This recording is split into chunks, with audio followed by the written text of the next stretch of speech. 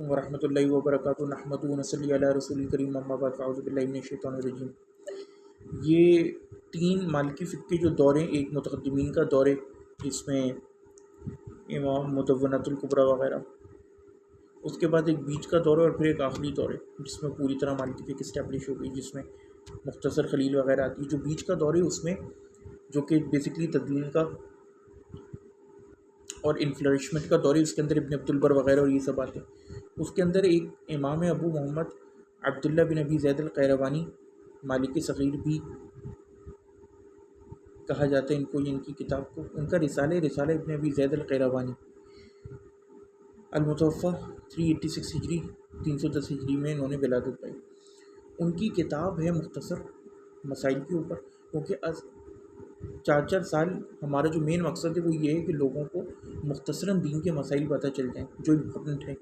اب ایک بندہ اس نے بڑی علل کی بحث کر لی، لیکن اگر اس کا تزکیہ نہیں ہوا اور اس نے بڑی علل کی بحث کر لی کہ اس حدیث میں یہ لفظ ثابت ہے وہ نہیں ہے، بھئی کیا ہو گیا اس سے؟ آپ نے کیا تیر مار لیا اگر آپ کے پیٹ میں حرام جا رہا ہے، اگر آپ کی نماز صحیح نہیں ہے، آپ کو مسبوق کے مسائل نہیں پتہ۔ ابھی وہ لڑکے نے مسئلہ پتہ کیا نا، مالکی گروپ میں جتنے مقلد تھے عربی جن کو نہیں آتی، انہوں نے کیا کہتے وہ مسبوق کا غلط مسئلہ پڑھا ہوا، جو غلط ترجمہ پتہ ہے ملک عمار آپ کو؟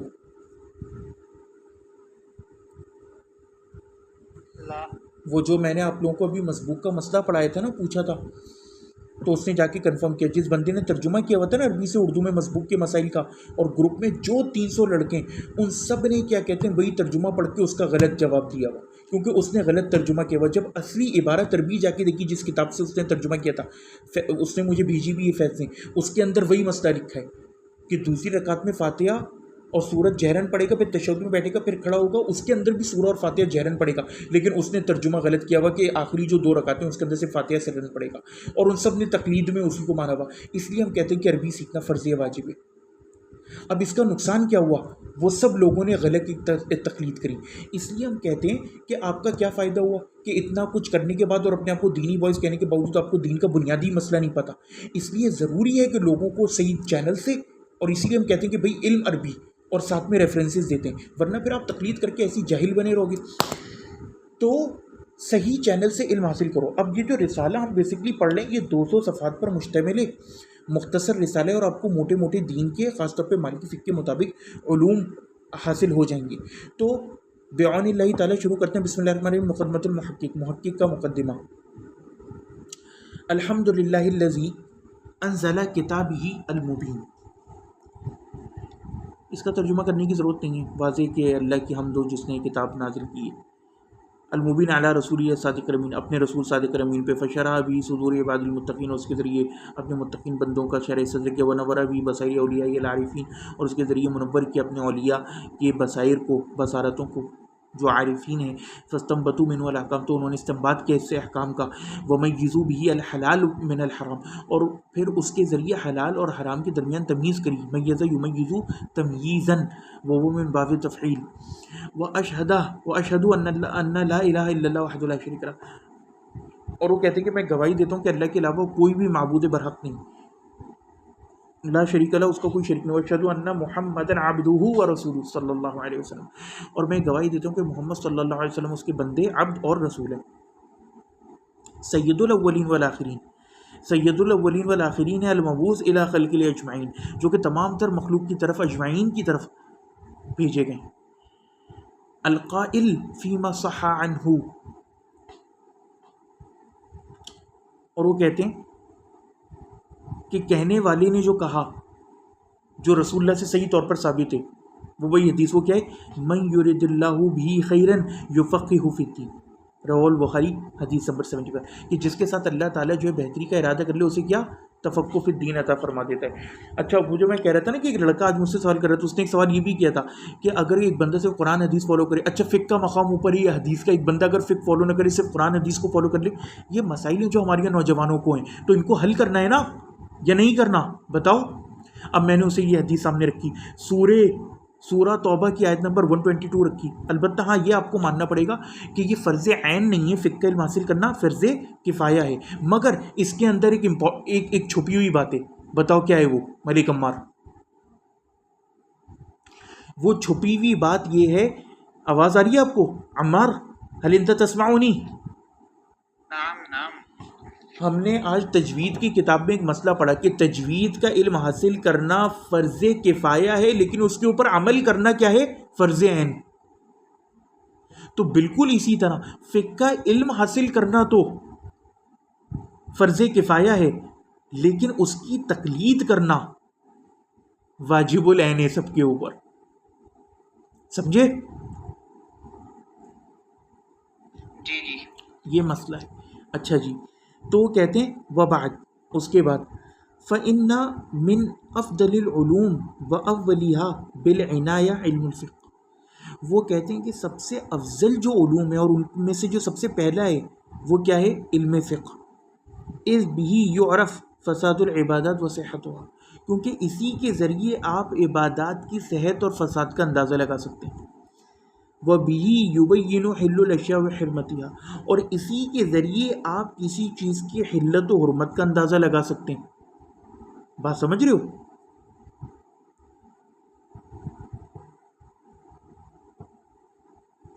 حنبلی فقہ کے اندر کروکوڈائل کھانا، مگرمچھ کھانا حلال ہے یا حرام؟ حرام. کیوں حرام ہے؟ سمندری جانور ہے. یہاں سے آپ کو پتہ چلا کہ فقہ جو ہے نا، اس سے آپ کو پتہ چلتا ہے کہ حلال حرام کیا ہے. اب اگر آپ کے پاس فقہ نہیں ہوگی، آپ کہیں بھی اشارے مارتے رہو گے. ایک بندہ ظاہری بنیاد پہ آ کے کہے گا کہ بھائی جائز ہے، جو تفقع کرے گا گہرا وہ کہے گا کہ نہیں یہ حلال ہے، آکٹوپس حلال ہے اور فلاں چیز حرام ہے. حنفی جو کہیں گے صرف مچھی حلال ہے، باقی سب کچھ حرام ہے. اور شیعہ. تو یہاں سے آپ کو پتہ چلا کہ فقہ ٹیچز یو کہ فقہ آپ کو ایک رستہ دیتی ہے، ایک سوچنے کا طریقہ دیتی ہے. یہ بہت امپورٹنٹ باتیں اگر کوئی سمجھے تو. وَإِنَّ اللَّهَ تَعَالَى بِفَضْلِهِ، اسی لیے کوئی بندے بات کریں کہ ہمارے صرف قرآن و حدیث. اللہ اکبر. اب یہ بھی اس نے ایک سوال کیا کہ کفار کو اگر ہم قرآن دیں، اس کا ایک پورا لمبا میں نے اسے جواب دیا ایک گھنٹے میں. یہ وہ نہیں ہے کہ ایک لائن میں اس کا جواب دیا جا سکے. وَإِنَّ اللَّهَ تَعَالَى بِفَضْلِهِ وَرَحْمَتِهِ قَدْ ضَمَّنَ لِهَذِهِ الشَّرِيعَةِ الْمُطَهَّرَةِ الْحِفْظَ وَالْبَقَاءَ. وہ کہتے ہیں کہ اللہ تعالیٰ نے اپنے فضل اور رحمت سے اس چیز کی ضمانت لی ہے کہ اس شریعت مطہرہ کی اللہ تعالیٰ حفاظت کرے گا اور اس کو باقی رکھے گا. وَجَعَلَ، اور اس نے بنایا، کیا بنایا؟ وَجَعَلَ فِي سَلْفِ هَذِهِ الْأُمَّةِ مَنَارَاتٍ لِلْهُدَىٰ مِنَ الْفُقَرَاءِ الْأَغْنِيَاءِ. اور اللہ تعالیٰ نے اس امت کے سلف اسلاف کو مینارہ بنایا، مینریٹس، ٹاورز آف ہدایت من الفقاء العلام، فقاء العلام کو. مہد بہم، کہ جن کے ذریعے ہدایت پاتے ہیں، قواعد الاسلام. سمجھے؟ جن کے ذریعے ہدایت پاتے ہیں قواعد اسلام. وَأَوْضَحَ بِهِمْ مُشْكِلَاتُ الْأَحْكَامِ، اور ان کے ذریعے مشکلات احکام حل ہوتی ہیں، واضح ہوتی ہیں. تحیا القلوب بعلومہم، ان کے ذریعے قلوب جو ہے ان کے علم کے ذریعے حیات پاتے ہیں. وتحصل السعادہ والفوز بافتقاء آثارہم، اور ان کے اور ہمیں سعادت نصیب ہوتی ہے، حاصل ہوتی ہے، اور فوز اگر ہم ان کے آثار کی اور ان کے فتاوی کی اتباع کریں. ثم اقتضت حکمت اللہ تعالی ان یختص منہم نفرا اعلی فی العالمین قدرہم. اس کے بعد اللہ تعالیٰ نے کیا کیا کہ وہ جو بہت سے اسلاف تھے ان میں سے کچھ کو مختص کر دیا، یعنی کچھ کی عزت اللہ نے خاص کر دی عالم میں. وقلدہ فی الدنیا ذکروں و آثاروں، اور اللہ تعالیٰ نے مخلد کر دیا، بقایا باقی کر دیا ان کا ذکر اور ان کے آثار. یعنی یہ چار فقہ، باقی اور بھی اوزاعی اور سفیان ثوری اور ان کی فقہ تھی لیکن وہ ختم ہو گئی. فعلی اقوالہم مدار الاحکام، بس انہی کے اقوال کے اوپر مدار الاحکام ہے. یہ بہت امپورٹنٹ بات ہے. ایک بندہ 1400 سال کے بعد آ کے ایک بات کرے، بے شک وہ قرآن حدیث استعمال کرے. سوال یہ پیدا ہوتا ہے کہ 1400 سال میں ان چاروں اماموں میں سے اگر کسی نے کوئی بات نہیں کری اور وہ آ کے پانچویں یا چھٹی بات کہتا ہے، that is really dangerous. وہ اپنا مقام دیکھ لے. اینہ ہوا یقوم، کہ وہ کہاں کھڑا ہو رہا ہے. اینہ ہوا قائم. ہل انت فہمت یا ملک عمار؟ جی ڈاکٹر میں سمجھ رہا ہوں آپ کی بات. وبمذاہبہم فتویٰ فقہاء الاسلام. آئے ہائے ہائے. اور انہی کے مذاہب، وہ رستے جن کے اوپر چلا جاتا ہے، مذہب کا ہی مطلب ہوتا ہے، اسی پر فتویٰ ہے فقہاء اسلام کا. ولما کانا مذہب الامام الجلیل، اور وہ کہتے ہیں کہ جب مذہب امام جلیل، امام اعظم مالک بن انس، امام مالک رحمہ اللہ، امام دارالہجرہ کے جو امام ہیں، ان کا جو مذہب ہے، من اکثری و اہم المذاہب المتبوعہ، وہ ان تمام مذاہب میں سب سے زیادہ اور سب سے اہم ہے اتباع کے حساب سے. وکانت رسالہ ابن ابی زید من اجلی و اشہری المؤلفات المشہورہ فی الفقہ المالکی حتی قال عنہ علامہ ابو العباس القلشانی. وہ کہتے ہیں اور رسالہ ابن ابی زید جو ابھی ہماری زیر مطالعہ ہے، وہ اس کی مذہب مالکی میں ایک بہت شعراء آفاق اور مشہور اور اجل مؤلفات میں سے ہے. یہاں تک کہ علامہ ابو العباس القلشانی المالکی نے کیا کہا، قاضی القدہ تونس، جو کہ تونس کے قاضی القدہ تھے، چیف جسٹس، انہوں نے کہا الحافظ لمذہب مالک، اور وہ امام مالک کے مذہب کے حافظ تھے. شارح الرسالہ، اور انہوں نے رسالے کی شرح بھی کری. اشتہار النہار، جو کہ دن کی طرح روز عیاں کی طرح روشن ہو گئی. وشاعت فی جمیع الاخطار، اور وہ دنیا بھر میں مشہور ہو گئی. تلقاہ الناس بالقبول فی سائر العصر، اور تمام جگہوں پر لوگوں نے اس کو ترقی بالقبول حاصل کیا. وزارت برکت ہوا. ویمنع علی من اشتغل بها من الکبار والصغار ولذا یقال، اور اسی لیے کہا ان من حفظها واعتنى بها وهب اللہ تعالی ثلاثا او واحدہ من ثلاث، کہ جو کوئی اس کو حفظ کر لے یا اس سے اعتنا برت لے تو اللہ تعالیٰ اسے گفٹ کر دیتا ہے. کیا؟ 3 چیزیں، یا ان 3 میں سے کوئی ایک، العلم والصلاح والمال الطیب، پاک مال طیب. لم تسمح القرائی بمثلها، سمجھے؟ ولم ينسج ناسج على من واليها.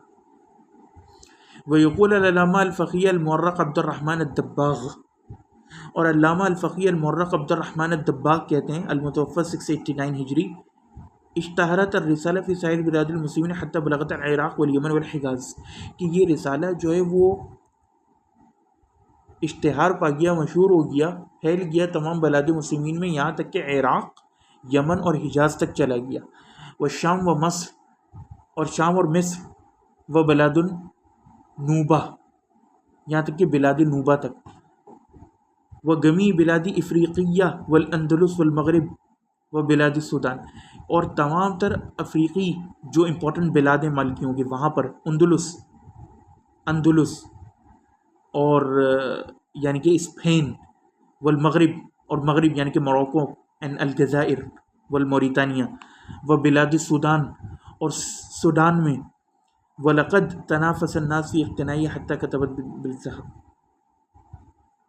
وہ کہتے ہیں اور لوگوں نے اتنا اس کو امپورٹنٹ لیا اور اس کے اوپر ریلائی کیا، جیسے سانس کے اوپر ریلائی کیا جاتا ہے، کہ اس کو سونے سے بھی لکھا گیا. حتیٰ کتبت بالذهب.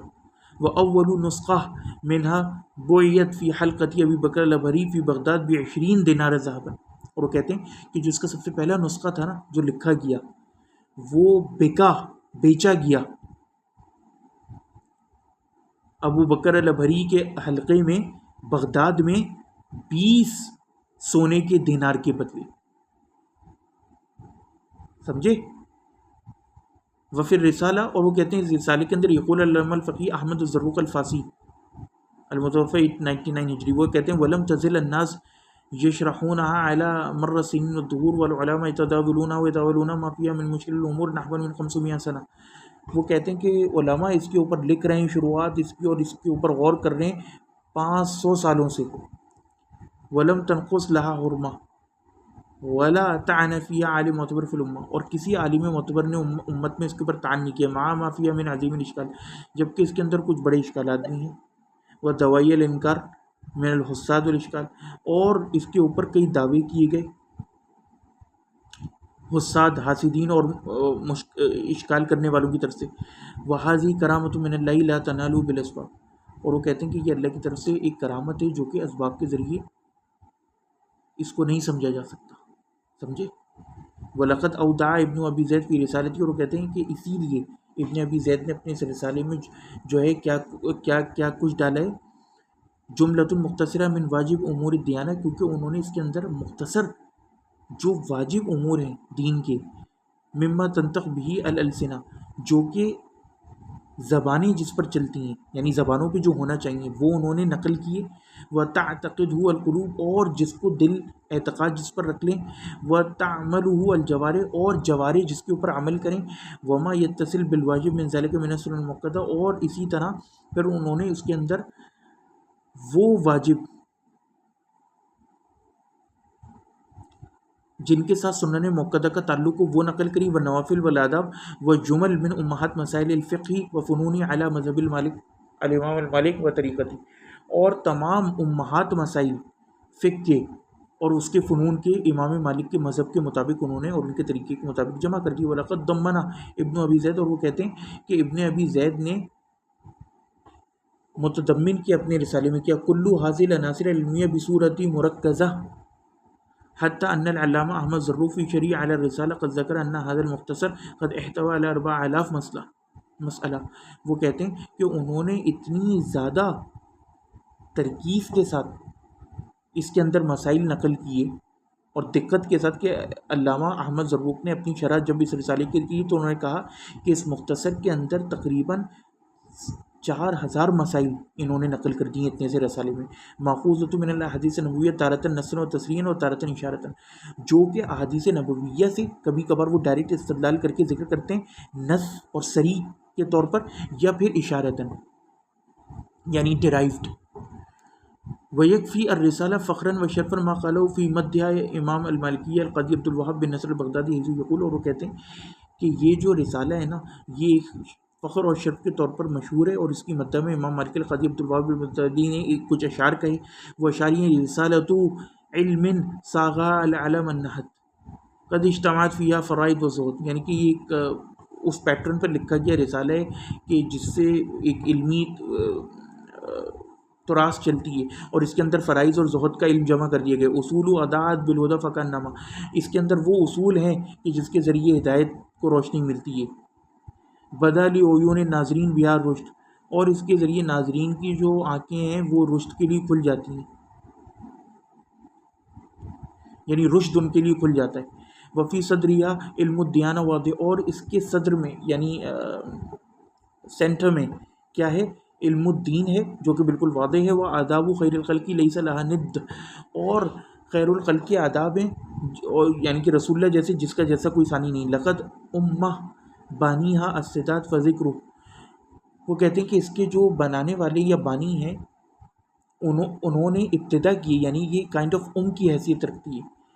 بہا خالد ما حج و اعتمر والفق، اور اس کے ذریعے ایک بندہ جو ہے وہ یہ یعنی حج اور عمرے اور یہ تمام مسائل سیکھ سکتا ہے، کیونکہ اشعار میں ابھی اتنا پکا نہیں ہوں تو میں اتنے اچھے ترجمے اشعار کے نہیں کر پاتا۔ اچھا جی، اب جو یہ کتاب کی اشارے ہیں وہ کہتے ہیں عملی فی الکتاب، میرا عمل اس کتاب میں کیا ہوگا، ونظرا لاہمیت هذا الکتاب ومنزلته فی المذہب المالکی وما لقیه من استحسان وقبول یرجعان الى شدت اخلاص مؤلفی وحسنیتی وعبقریہ الفقہیہ الموکر التي جعلت من الرسالة الفقہیہ عملا فریدا ذا مستوى علمی ينظر الیہ المتعلمون وکبار العلماء فی عصری نظر عجب التقدیر مقلبین علیہ لا يمنع من دراست ومراجعت کون مؤلفا خاصا للمبتدئین من تربیت الفقہ۔ وہ کہتے ہیں کہ اس کتاب کی اہمیت کی طرف وہ اشارہ کر رہے ہیں، میں مختصراً بیان کروں گا کہ اس کی مذہب مالکی میں ایک بہت امپورٹنٹ جگہ ہے، اور وہ کہ یہ مبتدئین کے لیے لکھی گئی تھی، لیکن تمام علماء اس سے فائدہ اٹھاتے آئے کیونکہ انہوں نے جس حسن نیت کے ساتھ لکھا تھا تو اللہ تعالیٰ نے اس کو اتنا قبول عام دیا ہے کہ اس کے اندر ایسے ایسے عجائب ہیں کہ علماء بھی اس سے اعتنا نہیں برت سکتے۔ وکبار العلماء فی عصری نظر العجاب والتقدیر مقبلین علیہ لا یمنع من دراست ومراجعت کونہ مؤلفا خاصا للمبتدئین من تربیت الفقہ۔ رأیت ان اقوام بتحقیق هذا السر والتعلیق علیہ بما یوضح لقاری المفاہیم العقائدیہ والمسائل الفقہیہ التي تناول المصنف۔ وہ کہتے ہیں کہ میں نے دیکھا کہ اس کے بعد سب سے زیادہ ضروری کیا تھا کہ ہم اس سفر میں ان اقوم بتحقیق حضرت صف و تعلیق علی کہ میں اس میں تحقیق کروں اور اس کے اوپر تعلیق یعنی کہ کومنٹری کروں، حاشیہ بندی کروں کس چیز کی، کہ جو قاری کے لیے جو اس کے اندر مشکل عقائد یا فقہی کچھ عبارتیں ہیں ان کی میں حاشیہ بندی کر دوں اس کو واضح کرنے کے لیے، تاکہ جو مصنف جو اس میں لکھنا چاہ رہا تھا اس کے اوپر واضح ہو جائے۔ وفی سبیل ذلک قمت بما یلی، وہ کہتے ہیں اس لیے میں نے پھر کچھ یہ اسٹیپس اٹھائے۔ اب وہ ان اسٹیپس کا تذکرہ کر لیں کہ وہ اسٹیپس کیا ہیں۔ خرجت الآیات القرآنیہ والاحادیث والاثار التي اوردها المصنف مع بیان درجۃ الاحادیث من صحیح من حیث الصحہ والضعف، یعنی میں نے قرآنی آیات کی تخریج کری اور احادیث کی جس کی طرف انہوں نے اشارہ کیا تھا جو مصنف لائے تھے، اور میں نے پھر ان احادیث کی تصحیح و تضعیف بھی ذکر کر دی۔ ترجمت للعلامہ الذین ورد ذکرهم فی رسالہ ترجمہ معجزہ لتعریف القاری بہم وبمکانتہم علی العلمیہ، اور جہاں کہیں کسی بڑے عالم کا نام آئے تو میں نے اس کا مختصر ترجمہ ذکر کر دیا تاکہ قاری کو یہ پتہ چل سکے کہ اس کی علمی منزلت کیا ہے۔ نمبر 3، وضعت عناوین جانبیہ لموضوعات الکتاب الفقہیہ، وہ کہتے ہیں کہ میں نے اس کے اندر عناوین یعنی کہ عنوان باندھے تاکہ فقہی عنوانات، تاکہ لوگوں کو پتہ چلے کہ اب کون سا فقہی موضوع شروع ہو رہا ہے۔ نظراً لکثرت المسائل والابواب التي تناول المصنف، جب کہ میری نظر میں بات تھی کہ مصنف نے کتنی زیادہ مسائل اور ابواب کو کور کیا ہے، لیکن میں نے سب کے عنوان باندھے۔ ولاقت اکثر تو میں فعلو ذالک، لیکن میں نے یہ کام کیوں کیا تاکہ آسان ہو جائے، من فعلی ذالک لتسہیل عرض المادہ الفقہیہ و تشبیہ فی ذہن القاری، تاکہ قاری کے ذہن میں بیٹھ جائے کہ now we are discussing what type of مسائل۔ نمبر 4، عرفت الالفاظ، وہ کہتے ہیں میں نے تعریف کری الفاظ کی، والمصطلحات الفقہیہ التی ورد ذکرها فی الکتاب، یعنی کہ وہ مشکل فقہی الفاظ اور مصطلحات، مصطلحات کے لیے اچھا لفظ کیا ہے، ٹرمینالوجی، جو اس کتاب میں وارد ہوئی تھی۔ تعرضت بالشرح والتحلیل لما اشکل من العبارات، وہ کہتے ہیں اور میں نے پھر شرح کری اور تحلیل کری جو مشکل عبارات تھیں ان کی، والمسائل الفقہیہ الواردہ فی کتاب بالاعجاز، اور مسائل فقہیہ الواردہ فی کتاب بالاعجاز جو اس کتاب میں وارد ہوئے اعجاز کے ساتھ۔ تعرضت لبیان الراجح فی مسائل فقہیہ التی ذکر المصنف فیہا الخلاف، اور وہ کہتے ہیں کہ پھر میں نے اس کے اندر یہ بھی بیان کیا جو جب کسی مسئلے پر مصنف نے جو کتاب کے مین مؤلف ہیں انہوں نے ذکر کیا کہ یہ اختلافی مسائل یا مالکی فقہ میں اس میں 2-3 آ رہے ہیں، تو اس میں سے راجح کیا ہے میں نے وہ بھی ذکر کیا، عرض کر دیا۔ ولم یرجح مسندا علی المصادر المتعمدۃ للمذہب والشروع المشہورہ للرسالہ، وہ کہتے ہیں یعنی کہ مصنف نے جن میں اختلاف ذکر کیا تھا لیکن انہوں نے ترجیح قائم نہیں کری مصادر معتمدہ کو استعمال کرتے ہوئے جو مذہب میں، وشروع المشہورہ للرسالہ، اور کہتے ہیں اسی طرح جو مختلف شروحات ہیں اس رسالے کی ان کے اندر بھی وہ چیز عمومی طور پہ ہمیں نہیں ملتی۔ 7، بینت القول المشہور فی المذہب، وہ کہتے ہیں کہ میں نے یہ بھی واضح کر دیا کہ مشہور مذہب کیا ہے قول کا، والذی علیہ العمل فیما ذکر فی ابن ابی زید خلاف ذلک، اور میں نے یہ بھی بیان کر دیا کہ عمل کس کے اوپر ہے جس کے اندر ابن ابی زید نے خلاف ذکر کیا تھا۔ من ان الرسالہ قد لا تتقید بالمشہور کما نبہ علیہ ائمۃ المذہب من شراح الرسالہ کا ابن ابی کی،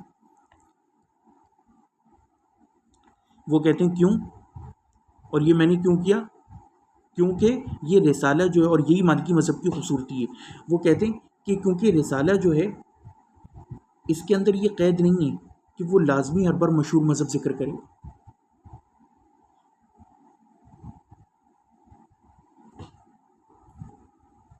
کیونکہ مالکی ائمہ کی جیسے ابن عبد البر، قاضی عیاض المالکی اور ابن رشد وغیرہ ان سب کا یہ طریقہ کار رہا ہے کہ وہ نصوص کو دیکھتے ہوئے فیصلہ کرتے ہیں، اور پھر ہر مالکی عالم جو ہے وہ سنت کے قریب تک پہنچنے کی کوشش کرتا ہے۔ تو ابن ابی زید نے بھی یہی کیا کہ جو انہیں بات سب سے زیادہ صحیح لگی انہوں نے لکھی، تو وہ کہتے ہیں کہ میں نے پھر مشہور مذہب بھی ساتھ میں ذکر کر دیا، اور وہ کہتے ہیں کہ جیسے شراح اس رسالے کے جیسے ابن ابی نجی وغیرہ انہوں نے اس بات کو ذکر کیا کہ یہ اس کے اندر ہر جگہ مشہور مذہب بیان نہیں ہوا، جو انہیں صحیح لگتا تھا وہ انہوں نے بیان کیا۔ نمبر 8، ترجمت للمصنف ترجمہ وافیہ معجزہ تناولت فیہا اہم المؤلفات ومنزلۃ العلمیہ و اہتمام علماء برسالۃ الفقہیہ مبارکہ، وہ کہتے ہیں میں نے مصنف کا بھی مختصر ترجمہ ذکر کر دیا یعنی ابن ابی زید کا، کہ جس کے ذریعے بندے کو ان کی اہم مؤلفات، ان کی منزلت علمیہ اور علماء کا اہتمام ان کے اس رسالے کے ساتھ فقی طور پر لوگوں کو پتہ چلے.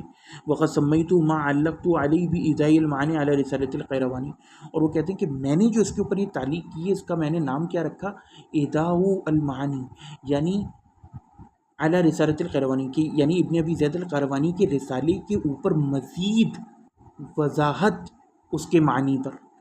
وختامًا، اور وہ آخر میں کہتے ہیں اسأل اللہ تعالیٰ ان ینفع بهذا العمل سائر المسلمین، کہ میں اللہ سے سوال کرتا ہوں، سمجھے، کہ اللہ تعالیٰ جو ہے وہ نفع دے اس کے ذریعے، اس عمل کے ذریعے تمام تر مسلمین کو، وَإِن يَجْعَلَهُ ذَخْرًا لِيَوْمِ الدِّينِ، اور اللہ تعالیٰ اس کو میرے لیے ایک قیمتی سامان بنا دے یوم الدین کے لیے، یوم الدین پر.